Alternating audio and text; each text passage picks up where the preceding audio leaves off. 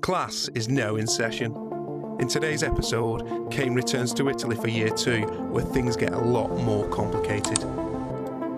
This is Teacher Talk. Oh, that's a nice title, isn't it? So obviously you decided to come back for year 2. Before you actually went back, how was you feeling? For the first time in a couple of years, actually, like I knew where I was going, knew what I was walking into. I had something set up, ready, good to go. So yeah, it was exciting.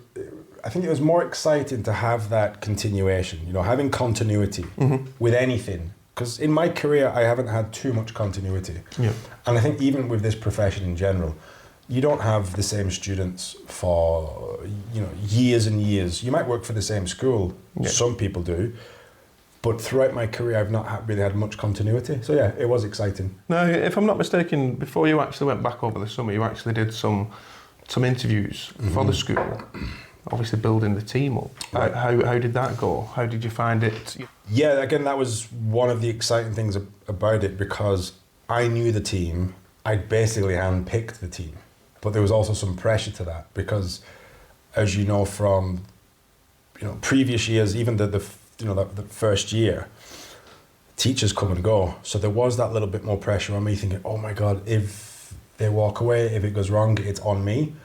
But I was confident in my selection process, let's say. Because as I said from year 1, when I did the interviews, we weren't looking for the best of the best in terms of teaching. We were looking for certain personality traits that could have handled that environment of, where we lived, Pomiano d'Arco, the school setup, because it's not a traditional school setup. We needed those kinds of people, a character that could have survived in that environment. And I'm using that word on purpose, because it was a tough situation. You need tough characters. So yeah, that was exciting.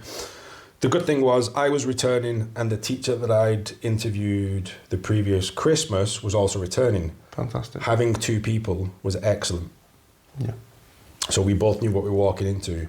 My job was to find 2 other teachers. So there wasn't that much pressure on it. I was still doing 1 of 2 interviews with the other boss, the one that had interviewed me previously. So it was kind of a backup. I think she was doing the first interview, and then she was sending me potential, the ones that she potentially liked for me to do a second interview with. Both, I can remember the interviews clearly, both completely different interviews. Imagine it's online. For anybody who's ever done an interview online, it's very different to in person, isn't it? Definitely. I don't know whether it's your body language, you can hide that a little bit better, the clothes that you wear, etc. Well, one of the guys that we interviewed, he wore a full suit. And it was clear that he wore a full suit because he sat back from the camera so that you could see that, no, it's not just a jacket and a shirt and a tie and shorts and flip-flops. He wanted me to know, I look professional for this interview. I'm ready for it. He interviewed really well. Again, had the right character, the right personality for it. Not much teaching experience, but again, because there was me and another returning teacher, we could also help and guide them. Not that I, was the best teacher at this point. However, I knew the situation, I knew the environment, so we could definitely help. The other person that got the job was lucky to get the job, if I'm being perfectly honest. And I told her that after, and several times since. I reminded her of the interview. She was just chilling out on a bed. Completely just, laptop back, just chilling out. And I was thinking, you could have at least sat at a desk or whatever. So the fact that you knew she was on a bed, was she lying on the bed or? Just lying down, very chilled, just kind of like, and I actually spoke to her afterwards, and she said she didn't even think she was going to get the job at all. So her body language reflected that, just kind of like, oh yeah, whatever, I'm not even going to get the job. Turns out she stayed at that school for years after, she became a really big part of that school.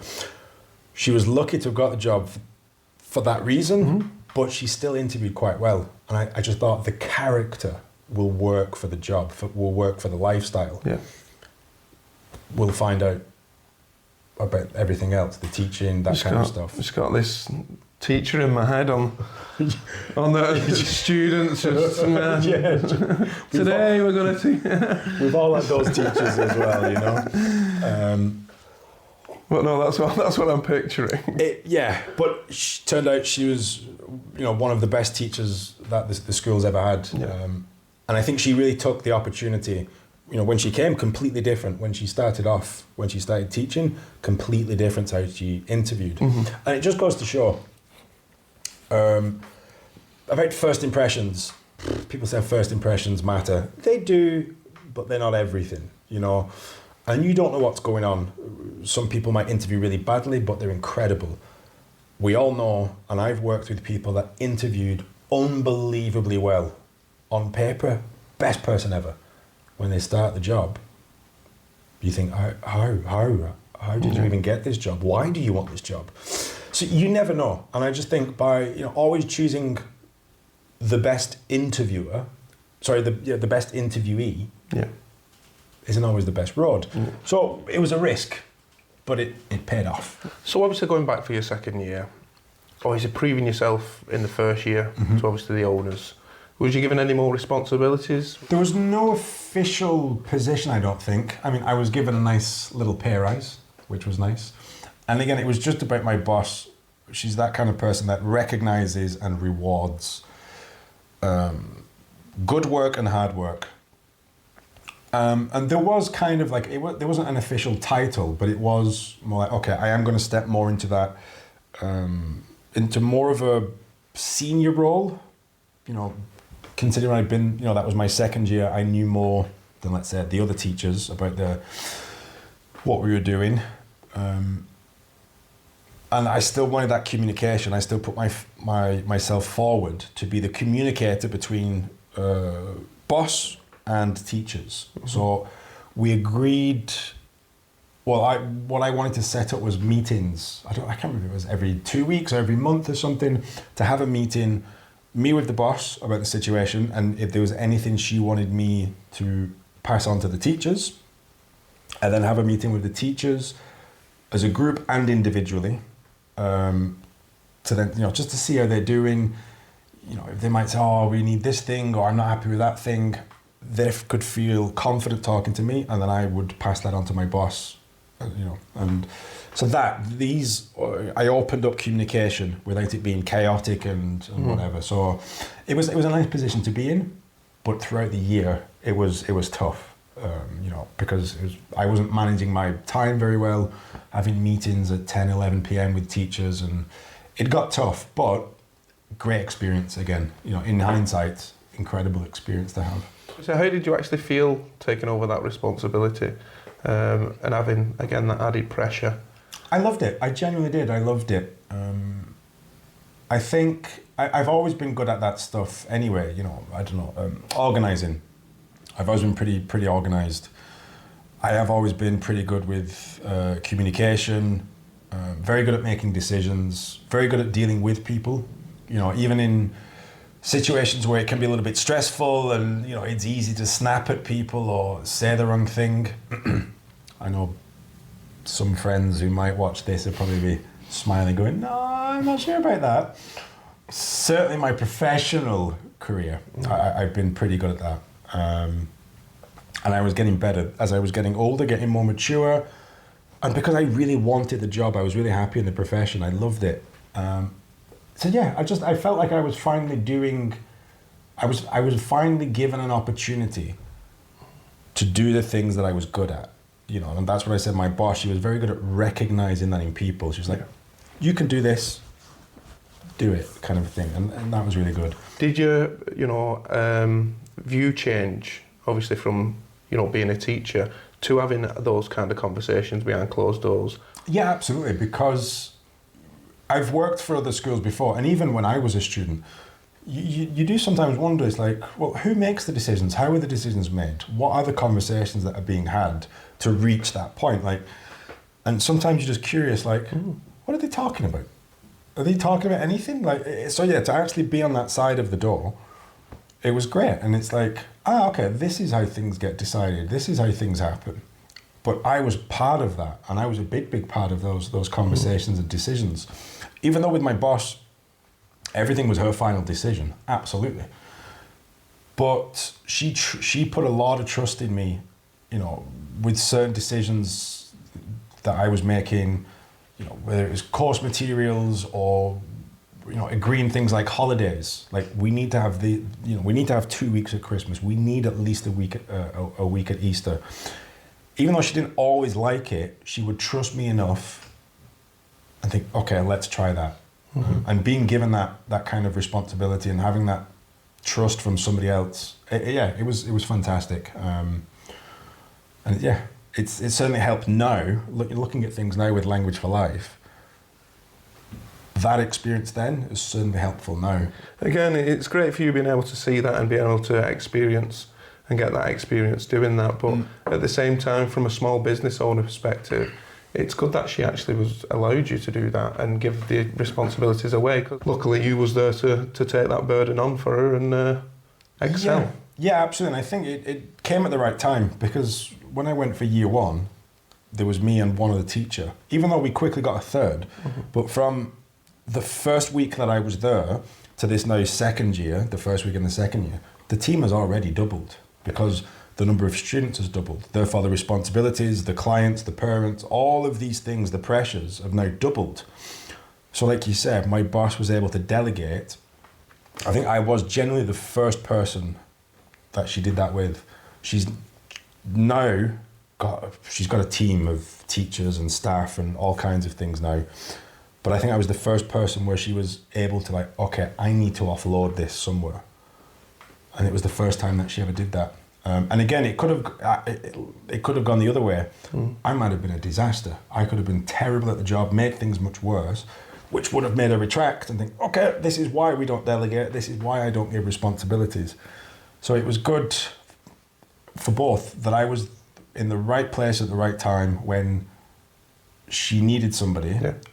But it was good for her that the person that she delegated things to, which was me, it worked out. No. So it was a great situation for both of us. I started to really grow as a professional, as a teacher, to see things behind the scenes like you were talking about, but also for her to think, okay, I can trust people.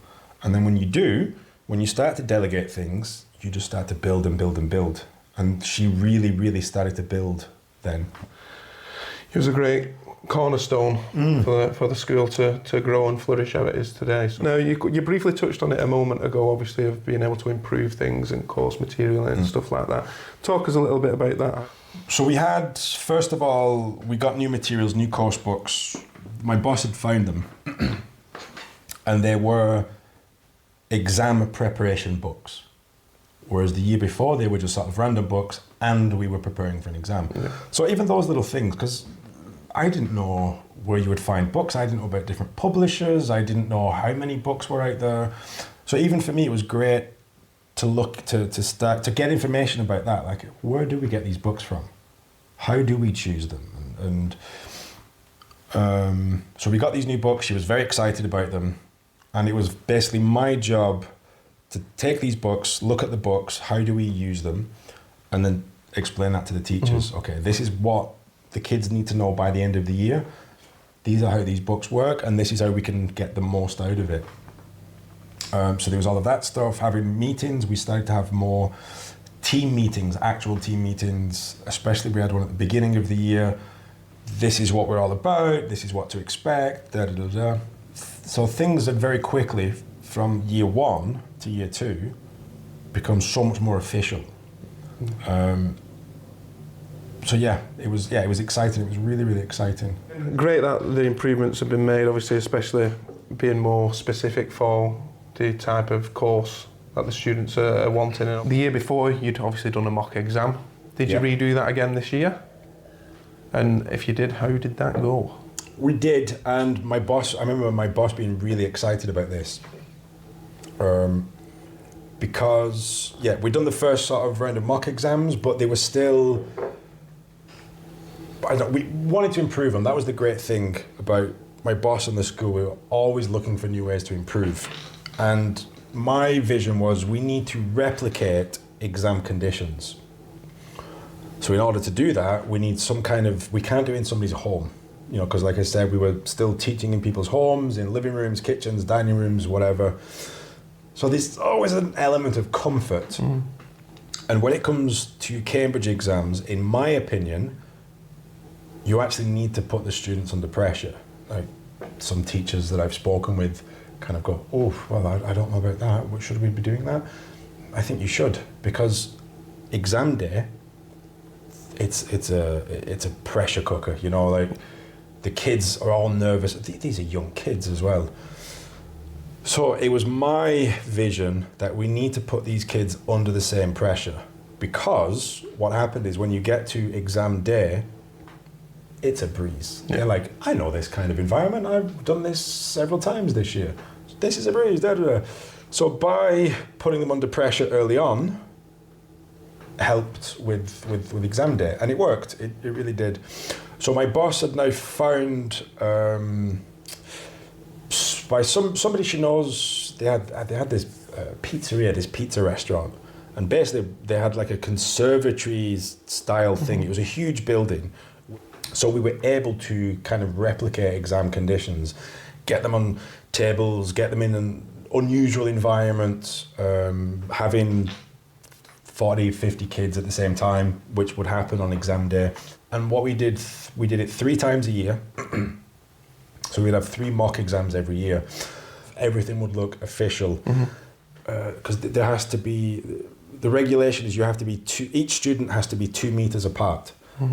So I was in there with a tape measure. Like you can, like and this is where my kind of level of detail and organization and what some of my friends would call OCD, because of that, it helped me kind of create this exam environment because of my attention to detail. And yeah, and even from the first mock exam, we looked at it and like, how can we make the next one better? And we continuously did that. Whatever we did, whatever we experimented with, that was good. What can we do better? Whether it's the audio or the quality, it was difficult to hear because it was so far, and we improved time after time, mock exam after mock exam. But the mock exams were a huge success, and they still do it to this day. It was great for us because we did 3 mock exams throughout the year. I always said the first one, the results don't matter. We've only been studying for a few months.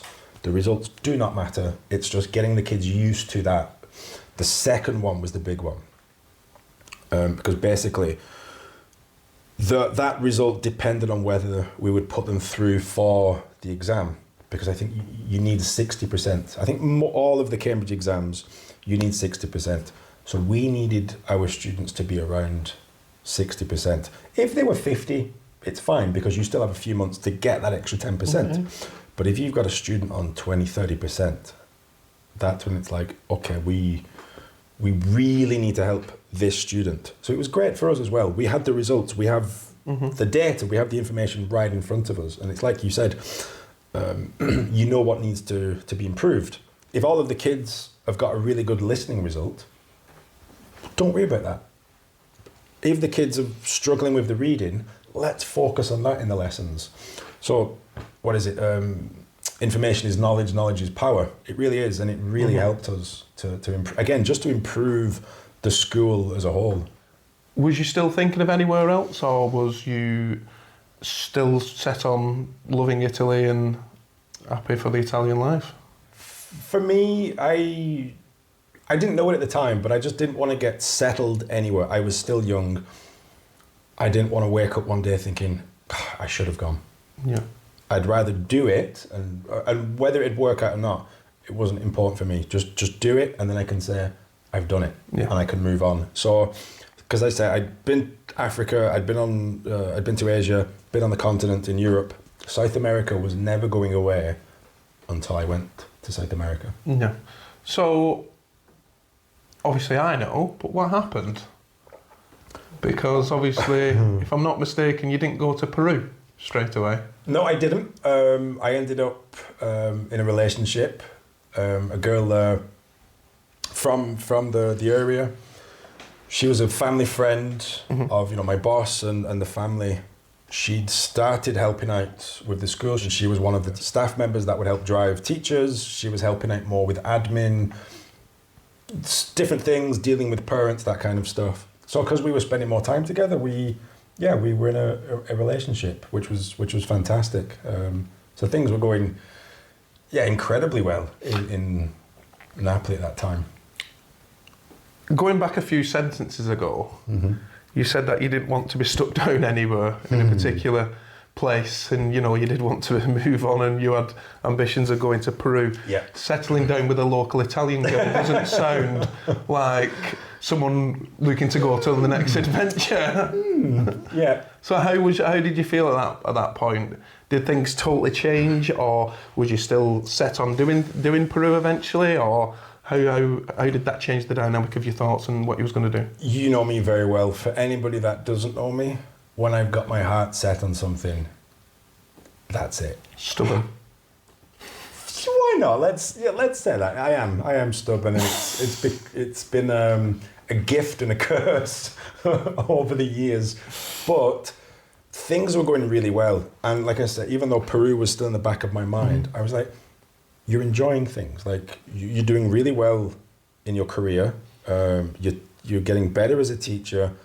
You're getting an unbelievable education in terms of management and how a school operates, that kind of stuff.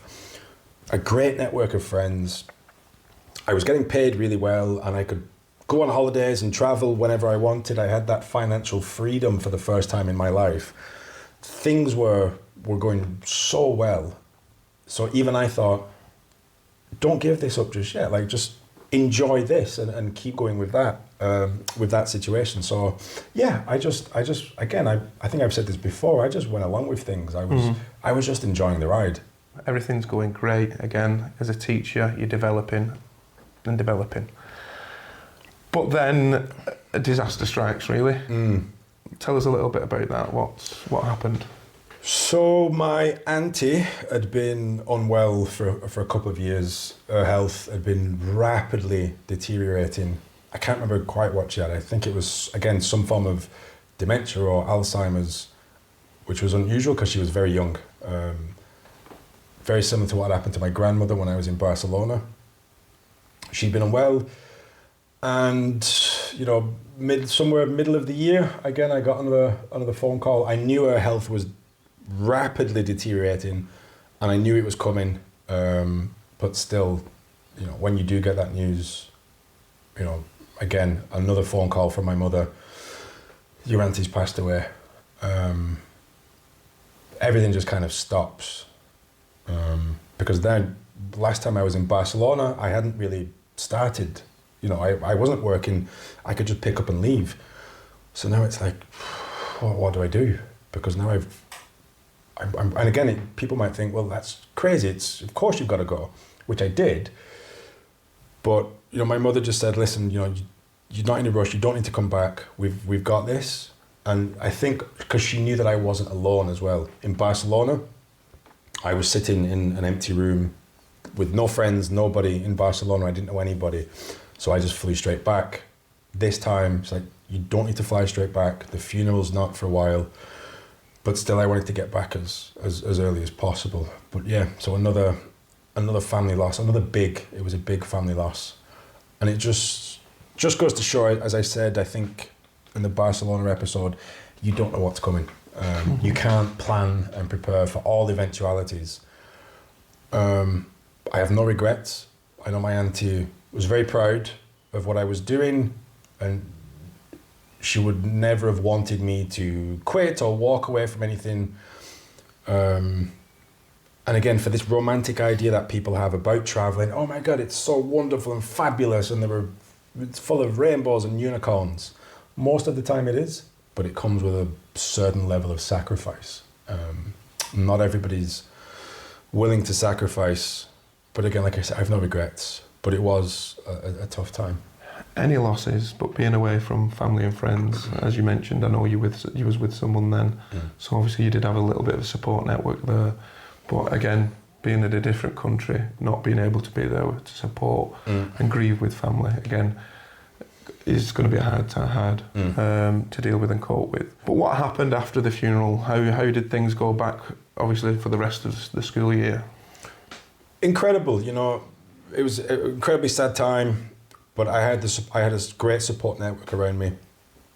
I knew I wasn't leaving my family alone to deal with grief alone. They had each other. I had my life that was going on. Everyone supported it. Everyone knew what was going on. So when I went back, again, it was still tough because you're still grieving. It's still sad. But in terms of the job and the career, everything was just, it was flying. Everything was incredible. You know, all the stars were aligned. Even in terms of teaching, I started to feel like I was actually becoming a teacher. Even, you know, in retrospect of the management side of things and the communication and improving mock exams, but actually within the classroom. Because for the first 2 years, and I'm sure a lot of teachers can understand this, when you start teaching, if you don't know English grammar, it's a scary world. You know, all of these all these terms, you know, not just verbs, nouns and adjectives, but when you're dealing with things like what's present perfect and what's the third conditional and what's the passive voice, when you start off teaching, it might as well be another language. But I'd really started to learn this stuff because for the first 2 years, I'd been winging it. You know, I can't remember the amount of times, but teacher, but we're supposed to use the past simple. I'm not arguing now, you know, or teacher, what's the difference between past simple and present perfect? It's a good question. What do you think? You know, learning those kinds of responses, or the classic, very good question, we'll deal with that next lesson. We're covering that in a few weeks. Yeah, we're going to be doing that soon anyway, even though it was probably actually, that was what was in that unit of the course book. I was supposed to be covering it there and then, but we learned these techniques. I'd done that for 2 years. I was like, I need to learn this. Oh, yeah. But if you pick up a grammar book, you think, how am I supposed to learn that? So I didn't. I just, as I said before, you know, I was doing different levels, but I would have 3 or 4 classes of the same level. So we were given a student's book and there was a teacher's book. What a resource that is. Because a teacher's book has everything. It would literally give you all of your lesson is planned out. This is what you should be doing. This is what you can do. Here's an activity if you need help. Today's lesson is about this grammatical structure or this group, you know, this bit of vocabulary, whatever it is. So rather than trying to learn all of the grammatical structures, I was just learning it piece by piece, like a jigsaw. So it's like, okay, well, this week, I've got present continuous. Right. This weekend, I'm just going to study and learn exactly what the hell that means. And that's all I did. Week after week, there was a new structure, and then sometimes it would be repeated, which was, as I said before, that continuity. You know, teaching it the first time can be daunting. Once you've taught it 10 times in a short period of time, it's like, okay, now I understand this a little bit better. But that just takes time. You know, it took me years where I was finally at the point to say, right, I get this now. You know, if a student fires a question at me, you know, about grammar, I could answer it immediately. So for the first time, I was really, this is an interesting sentence, I was really starting to learn the English language. Because what people don't seem to realise, in the UK, we don't study grammar, particularly with British teachers, British and Irish teachers. When we start, we don't actually understand the English language. We can speak, but we don't understand it grammatically. So yeah, it took me a few years to learn. Now I know it. I'm glad you do. You've only been teaching for multiple years now. Yeah. And own a school, so I'm hoping you're at that stage. But no, obviously, year 2, how did you actually find it? Did you find it harder, easier than year 1? It came with its own set of challenges, both for me professionally and personally. You know, losing my auntie aside, But even that experience has only kind of, it's such a cliche, but has only made me stronger. Because once you go through those sorts of things, if you can handle that and come out the other side, it's only gonna make you stronger. Oh, definitely. So yeah, definitely. Great. It was a fantastic year. And I mean, Christ, this is still I'm only 3 years into teaching at this point, and it's already an incredible education into what has ultimately helped me now with Language for Life. You've got to think the education I was receiving in terms of the management communication side of things, being behind, being on the other side of that door, to use your metaphor. People pay thousands for webinars, seminars, training sessions, management courses. Yeah, business coaches, all that kind of thing. Yeah. People pay thousands for this kind of stuff. I was getting this on the job. I was getting this education. And I didn't realise it at the time. Real life experience. It was like you was doing an apprenticeship. Without even realising it. And I was getting paid to do it. So, yay. Was this the year that you give up on the Italian dream and went to Peru, or...? I'd had a meeting with my boss. Again, she wanted me to stay. So we had that conversation, we had that meeting. Peru was still in the back of my mind. But I did want to stay. I'd made the decision, okay, let's come back. Let's do a third year, but a third and final year. I knew it was that. Okay. And I told my boss, I will come back for one more year. But I said, I want more responsibilities. Yeah. So that's what she gave me, which is, people would probably ask for less, but I wasn't. I was still at that stage, like, I want more. Give me more responsibilities. Let me make more decisions. And that's what I wanted. She agreed. So yeah, I was going back for a third year. I just wanted to build on what I'd done, because like I said, the third year I felt like I was really starting to improve. I was like, okay, let's build on this. But if I want to build on it, I can build on it here. Yeah. Look at year one, I've improved year two. Okay, let's look at year two. How can we improve year three? And that was my mindset. How can we do this better? How can I improve? Class dismissed. Next time, a new continent, a fresh start, and challenges he never saw coming. Peru changes everything.